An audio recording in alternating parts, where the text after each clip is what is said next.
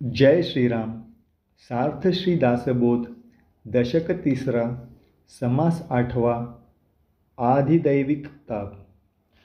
मागील दोन समासात आध्यात्मिक आणि आधिभौतिक ताप सांगितले.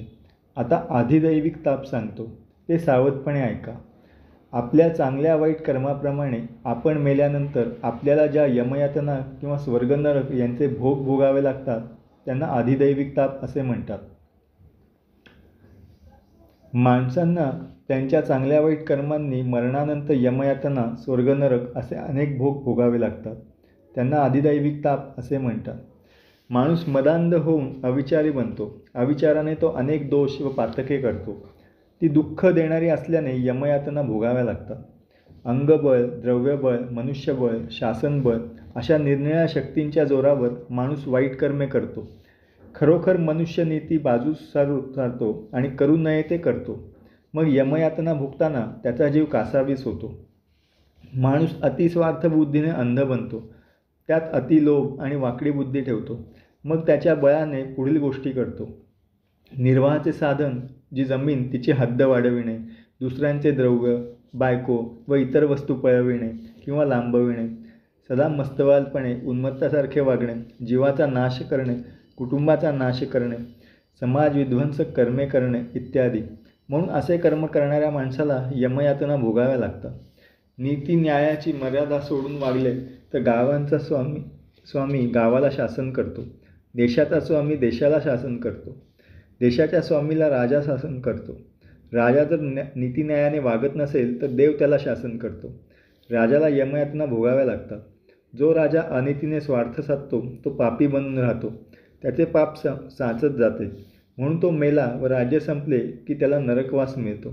राजाने राजाची आवश्यक ती नीतिमर्यादा सोडली की त्याला यम शासन करतो. पण यमाने नीतिमर्यादा सोडली तर देवगण धावून येतो व त्याला शासन करतो. भगवंताने अशी मर्यादा घालून दिली आहे, म्हणून सर्वांनी नीतीने वागावे. नीती न्याय जुगारून वागल्यास यमयातना भोगाव्या लागतात. देव यमदेवतेला प्रेरणा देऊन तिच्याद्वारे जीवाला हे भोग भोगायला लावतो. म्हणून त्यांना आधिदैविक म्हणतात. यमयातनांचा हा ताप फार दुस्सह व दुर्गम आहे. शास्त्रांमध्ये यमदंड व यमयातना याचे अनेक प्रकार सांगितले आहेत. तो भोग कधीही चुकवता येत नाही. यासाठी त्याला आधिदैविक म्हणतात. माणूस जी नाना प्रकारची दुष्कर्मे करतो त्याचे सगळे दोष त्याच्या सूक्ष्म शरीरात साठवलेले असतात. त्या दोषानुसार त्याला यमयातनेचे क्लेश सोसावे लागतात. शास्त्रांमध्ये त्याचे सविस्तर वर्णन आढळते. मरणोत्तर लोकात पापपुण्याची शरीरे असतात. मनुष्य मेल्यावर त्याचा सूक्ष्मदेह त्याच्या पापपुण्यानुसार त्या शरीरात घालून मग त्याला त्याच्या पापाची व पुण्याची फळे भोगावी लागतात.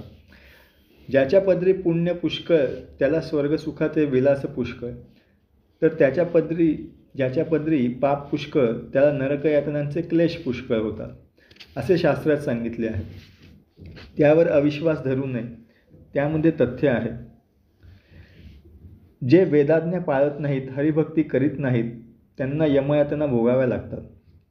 अक्षोभ नावाच्या नरकात अगणित जुने किडे वळवळ करीत असतात.